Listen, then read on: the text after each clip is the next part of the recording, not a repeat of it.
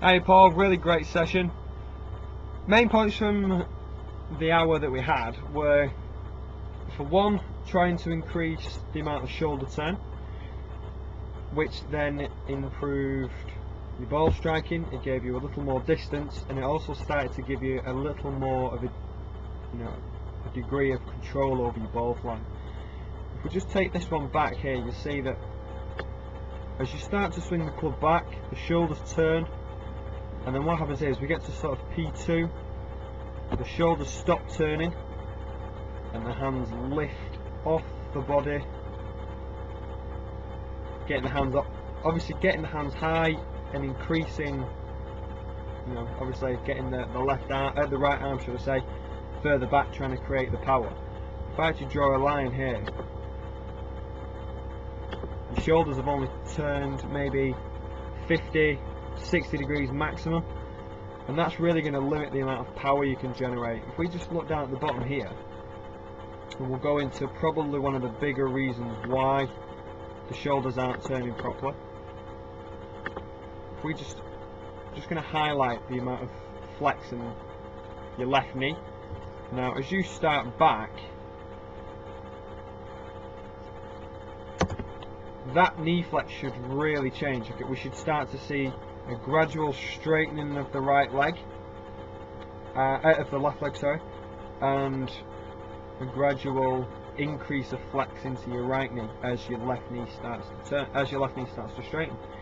You can see here that we've not really lost all that much. It's not really changed that much. Now, if the trail leg isn't straightening, the hips can't turn, and if the hips can't turn, you can't get a full shoulder turn, unless you are one of the most flexible people in golf, basically.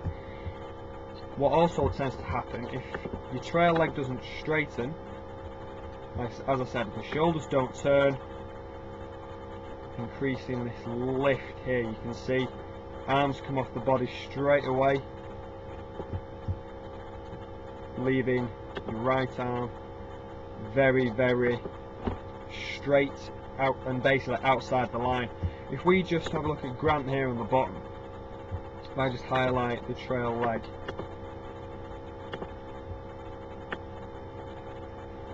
you'll see as he swings back,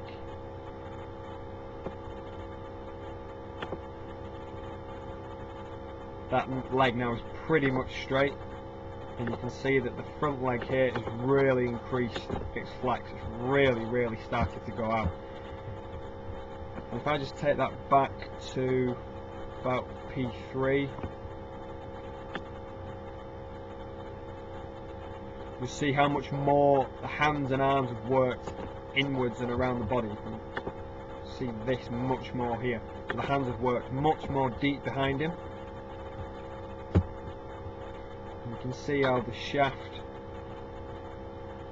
bisects his body at the base of his bicep here, as you can see that your golf club bisects the body sort of through the base of the neck. So really, you're more likely to be hitting some straight pulls, which we saw quite a bit of, and some, in your case, fades right to left.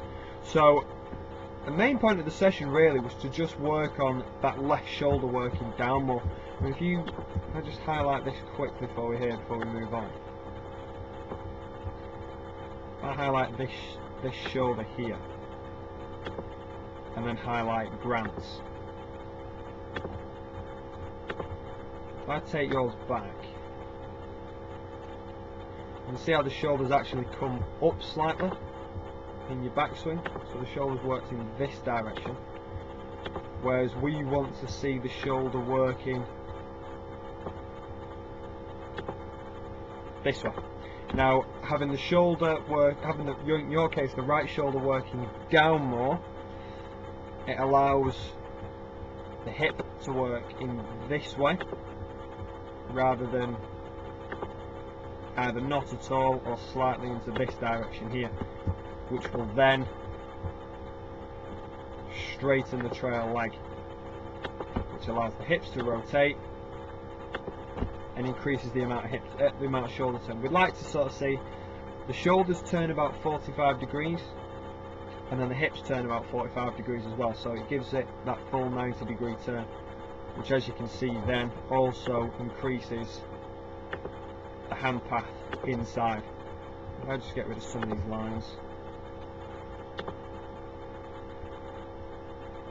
Now, obviously, like I said, mostly through the session, that's pretty much what we worked on. So if I just take this one back here, just make a quick line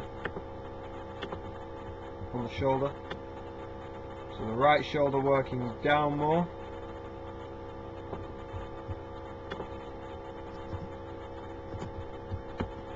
Up to about sort of P3. Much more improved. You can see it's worked in this direction here. It just needs to keep working down a little more as you get back. But even from this video here, you can see, if we just take it back to P3 here, the hands have worked in a lot more,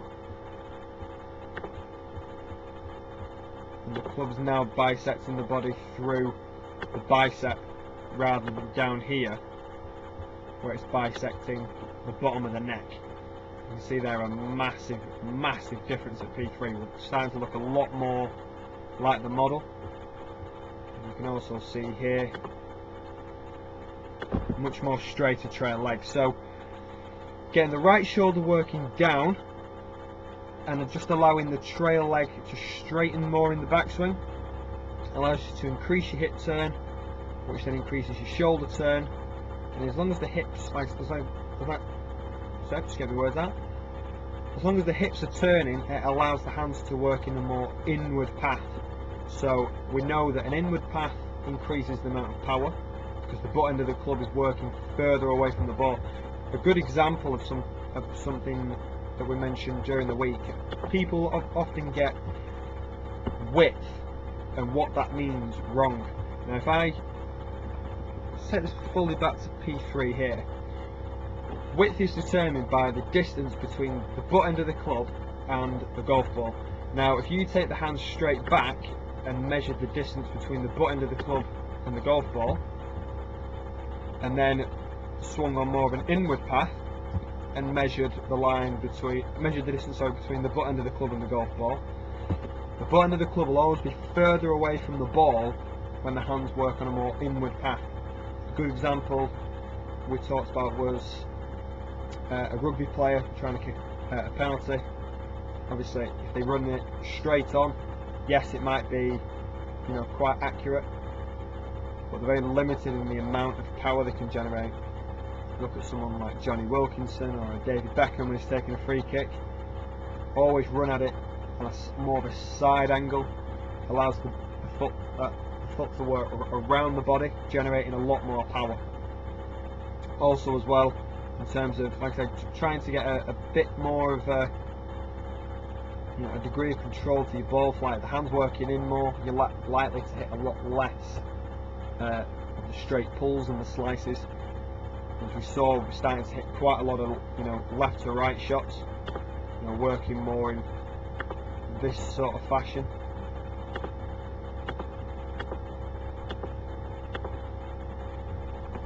Which is what we want, so in this sort of fashion, rather than just going straight this way as the ball sets off. So, main points: working the right shoulder down more and allowing the trail leg to straighten in the backswing. Gets the hands moving more inward, allows you to stay more centered as well. If the right shoulder's moving down, you're not having to lift to try and get the length for your backswing. Best of luck with it. If there are any problems, give us a shout. Speak to you soon.